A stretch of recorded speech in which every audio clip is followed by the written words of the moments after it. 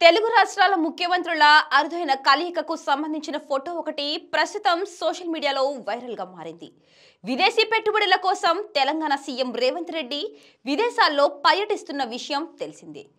ఈ క్రమంలోనే world economic forum సదస్సులో పాల్గొనేందుకు మంత్రి శ్రీధర్ బాబు అధికారుల బృందంతో సీఎం రేవంత్ రెడ్డి దావోస్కు వెళ్లారు. ఇదే సదస్సులో పాల్గొనేందుకు ఆంధ్రప్రదేశ్ ముఖ్యమంత్రి చంద్రబాబు, కేంద్ర మంత్రి రామ్మోహన్ నాయుడు, మంత్రి నారా లోకేష్ తో కలిసి దావోస్కు వెళ్లారు.